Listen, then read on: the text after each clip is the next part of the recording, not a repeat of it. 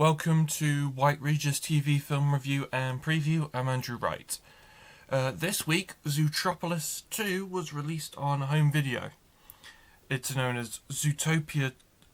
The Zootropolis films are known as Zootopia outside of select European territories because of trademark issues, but the film is a sequel to 2016's Zootropolis Zootopia.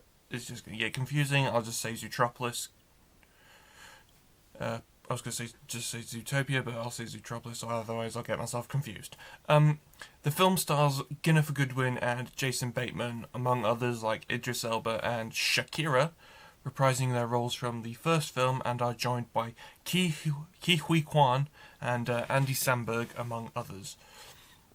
The film revolves around Judy Hopps and Nick Wilde pursuing a pit viper named Gary the Snake, when they are forced to go on the run after they discover the dark secret of Zootropolis' origins.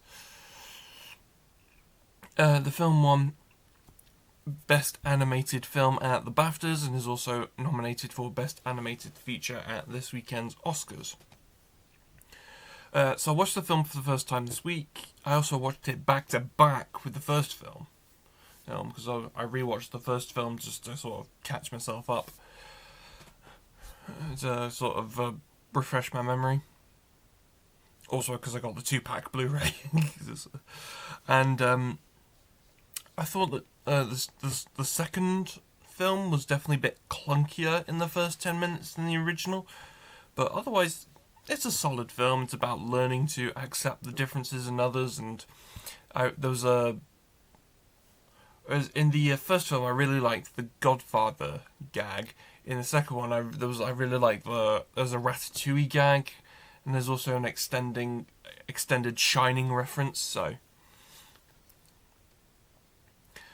I really like that. But yeah, I gave the film 4 stars out of 5. Zootropolis 2 is available on home video now and streaming on Disney+.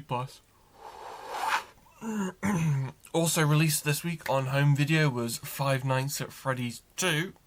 The supernatural horror film is a sequel to the 2023 e-film Five Nights at Freddy's, which is an adaptation of the video game series of the same name, with the game's creators writing the scripts for the films.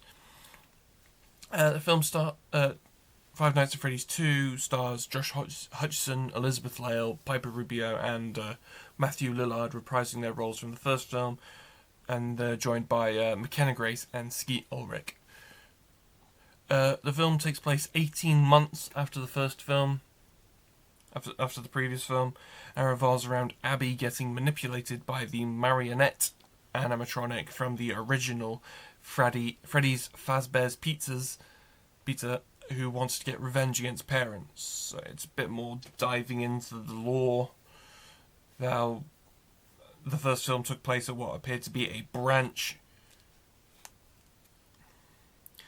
franchise branch of Freddy's, whereas this film's more about the original location. So I watched the film for the first time this week, and I thought it definitely kept what I liked about the first film. Mainly, it keeps itself rooted in exploring the character's psychological trauma. As well, it's just a bit of fun horror, so I gave the film 3.5 stars out of 5. Five Nights at Freddy's 2 is on home video now. Also released this week on home video was Wicked for Good, the sequel to 2024's Wicked, and the adaptation of the second act of the Broadway musical. The film stars Cynthia Erivo, Ariana Grande, Jonathan Bailey, Michelle Yeoh, and Jeff Goldblum reprising their roles from the first film. The film revolves around Elphaba and Glinda in their new roles as the Wicked Witch of the West and Glinda, as construction is underway on the Yellow Brick Road, as the story overlaps with The Wizard of Oz, with Dorothy and Toto coming to Oz, and then sort of the origin, how sort of like meeting the Cowardly Lion and how the Scarecrow and Tin Man came to be, that type of thing.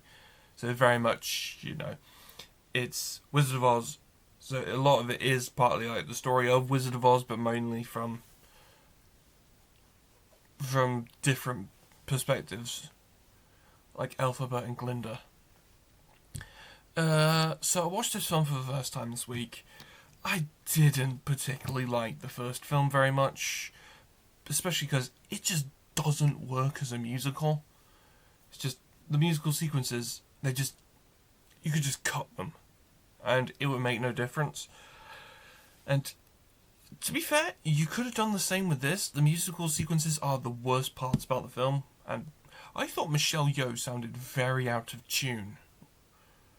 But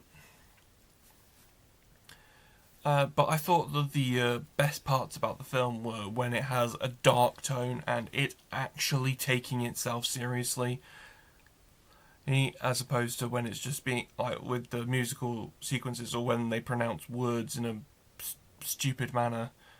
You know, it's when it's not being just campy and pantomime. It actually